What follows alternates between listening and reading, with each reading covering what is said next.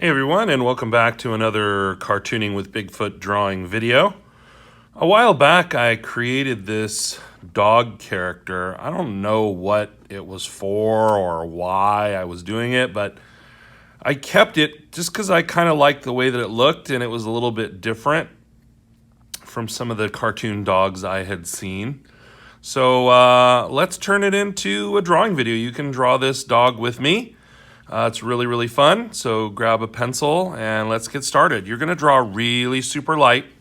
I don't want you to push on your pencil. Let's do a dash line down the center of the paper. And you can see that I'm even holding my pencil sideways so that the weight of my hand doesn't affect how much I'm pushing on the pencil. So we have crisscross lines on our paper. And we're going to start by creating a wireframe, which is just basic shapes that sort of map out what the character is going to look like. So we're going to put an oval shape right here, sort of top left-ish. Then we're going to come out with a slanted line that's going to kind of bend back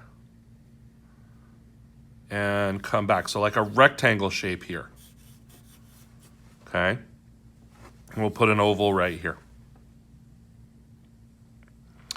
And then we're going to do sort of another rectangle tucked behind it. And we're going to bring sort of an oval shape here. Okay. And then we'll just bring some lines down like that. So these are the basic lines and shapes to create this character. And I think what I was doing here was just trying to create a dog with very long ears. So if you can start to see a dog with a very long neck and long ears, that's kind of what I was doing when I was creating this character. So that's the wireframe. It's the basic lines and shapes to map out the character. Two things that this will do, once again, is to place the character on the paper so it doesn't go off the paper where you don't want it. And it starts to map out the character. You should start to be able to see a dog with a long neck and long ears and maybe even his tongue coming out. Can you see it? All right, well, let's get started then by adding the details. And you're still going to use your pencil here, but I don't want you to push too hard. Obviously, we're going to go over this wireframe. So what we're going to do is we're going to create sort of a teardrop shape upside down for the nose. And I'm going to build a shine mark in there so that when I go ahead and add some contrast here, we can see a shiny nose. Dogs with their shiny, wet noses, right? So we've got the nose in place. And then what we're going to do is we're going to kind of bump up to the eyes, which are going to be in this location here. So we're going to go from here. We're going to bump. We're going to bump. So two bumps coming up from that shape. And then we're going to create the first eye over here. And so that kind of loops around, and then there's a little cheek action going on there. Okay? And when we put the pupil into that eye, maybe we drop a shine mark in, and we have our first eye there. Okay, so nose, snout, eye. Okay, now this is our little cheek line here, just to make our character a little more cheeky and more emotion. Just some more emotion, just some more fun. We're going to put a larger one over here because this is where we're going to build the other eye. And then we're going to kind of come up and just make sure that this eye is bigger. Okay, this eye should be bigger than that one because it's closer to us. Okay, and then we're gonna drop in the pupil here. and the shine mark. And go ahead and shade that in. Just to add some contrast, we can kind of see this character. Now this character's with us, kind of looking at us, kind of in the moment right here as we create him, okay? So what helps the eyes when we're talking about emotion and these fun characters is, of course, the eyebrow. So let's drop an eyebrow in. This can actually come down and touch the eye here. And then we'll have the other one over the other eye like that. Okay, so now we've got our dog coming into focus here. We can kind of start to see what's happening, what he's looking like. And you can see how the details just build on top of the wireframe. This is the right way to draw. To build it first, and then kind of take a look at it and decide. Make your educated decisions based on what you're looking at. Okay, let your eyes help you with this process. Okay, so we're gonna come over here and just finish off this cheek. This is just gonna be cheek over here. Okay, and what we're gonna wind up with is kind of a Disney or a I don't know, I'll just call it a higher level, if I may, of character design. It's not just straight away looking at us. It's got some tilt to it. It's got some blasted out emotion to it. And it just looks very dynamic and full of emotion. And it's a lot of fun to draw as well. Okay, so let's come back down here to the snout now. And what we're going to do is we're going to take a look at where this line touches the nose, and we're going to come out at about the same place here, and we're going to follow this around. So we're going to come up, and right about in here, we're going to bring the other cheek. Okay? So we've got this sort of snout coming around. And realistically, there might be a couple of little dots here and there. Maybe a couple cute little whiskers coming out, something like that. Okay. Now, what I did with this particular character design was I did the mouth as you would probably come to expect it for a dog. But what I did was I added a line here of very non-dog teeth. Kind of a big, toothy grin, right? This is probably, I would probably draw this mouth more when I was doing a horse than a dog. But I think it just adds to the emotion, it adds to the character design, and it just makes them more fun, okay? So he's got this big, toothy grin. And then take a look at the second rectangle that we did, because that's going to kind of create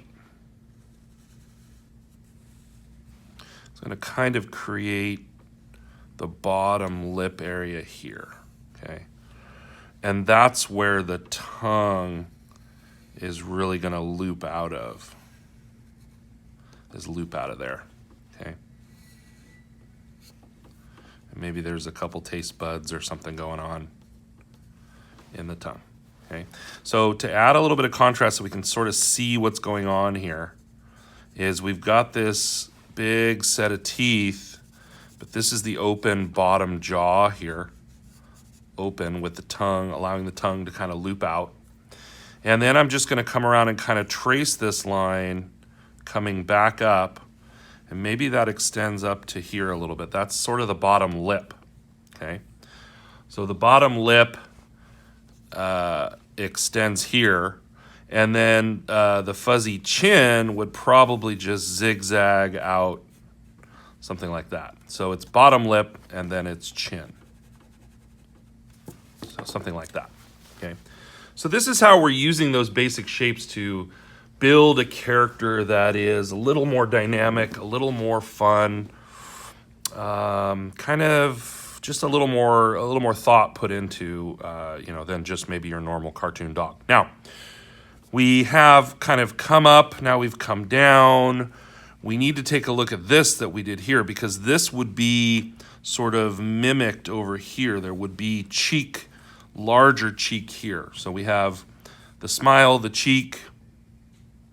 And then what I did on this dog, I don't know what breed this dog is, but it's a lot of fun. I kind of came up from the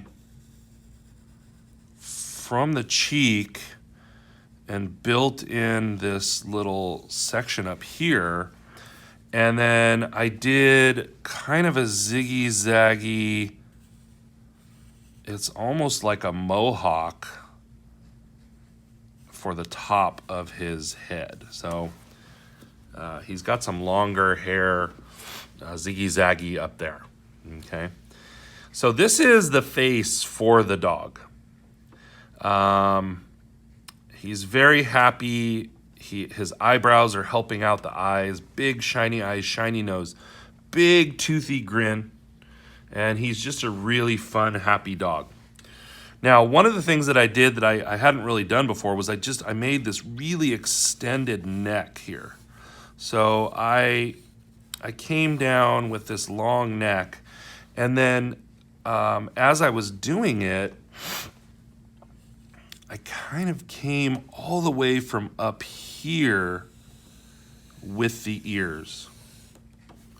So big, long, floppy ears.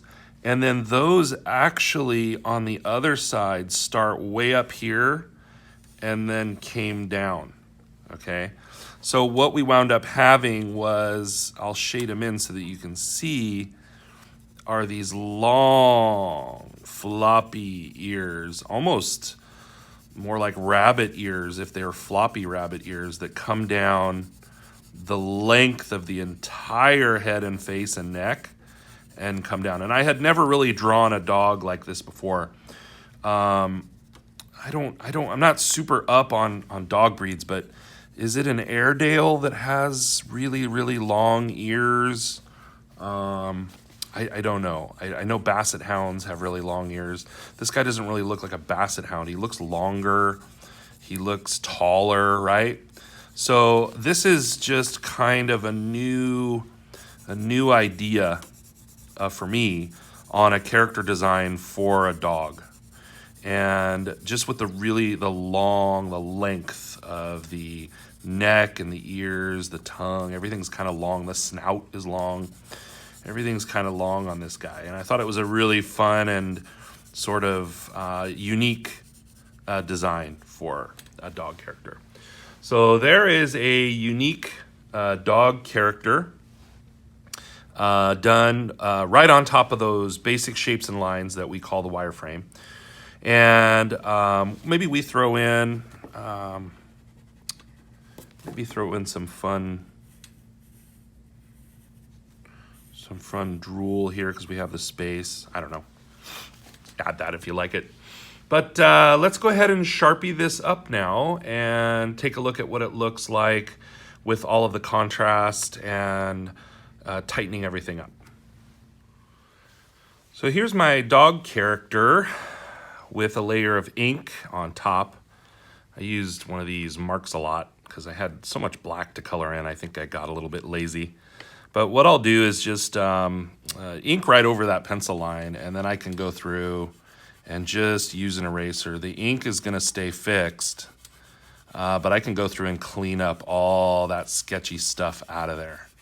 And this process will make it super clean. The previous step of drawing lightly is really helping out this phase right now because it's easy to erase all of those lines and shapes that we had drawn. And the inking phase for me is as much adding contrast and darkening things as it is deciding, making little decisions. So little changes are made based on, committing to the lines that you've sketched. On the angle of things, how many dots, how many teeth, where the shine marks are. Lots of little decisions are being made to really make sure that the ink version of this is the way that I want it. And I'm just going to go through and erase all the stuff that I no longer need. which leaves me with a very clean inked character. Okay, so this is the process of inking right on top of the wireframe, right on top of the sketch. And, you know, the light lines really make this portion of it a lot easier to work with because we can just erase those really super quickly. So here is our inked dog, and I'm just going to come through now and color it up for you, show you some options or some thoughts on color, and we'll come back and take a look at it. So here's a sample of what quickly can be done with just colored pencil. Just a few colors, don't need a ton of different colors. We've seen red dogs, we've seen blue dogs in the cartoon world. I decided to make this guy mostly orange, I don't know why, but I used the yellow at the top, sort of the mohawk area, and then under the chin. And it just, I don't know, makes it bright and colorful, and I think kind of matching the overall energy or the emotion that this doggo has. So I'm going to take one extra step here and talk a little bit about shading and trying to make things look a little bit more 3D. So let me do some additional color work here and we'll come back and talk about that. Okay, here's a sample of what can be done relatively quickly with just a second layer of colored pencil work. You don't always have to draw this in, but I like to kind of illustrate how the lighting comes into place. So I place a light source and then the coloring is affected by where the placement of the light source is. So everything that's on the light source side is lighter, and then everything on the opposite side is darker. So I just went through with an extra layer of colored pencil to just sort of quickly shade it in, and it just winds up looking a little more 3D, a little more finished, a little bit more nicely colored. I didn't spend a ton of time on this, but this gives you an example of, you know, what you can do relatively quickly to just kind of make things look better or take them to the next level. So thanks for following along with this. I hope yours turned out the way you want. Remember, drawing lightly is a really important part of the process. And try out this coloring method if you haven't done it before. Colored pencils obviously really make that an easier way to color. And really appreciate your liking, subscribing, comments on the videos. And we will look forward to making another one of these and uploading it for you on the YouTubes. Thanks again.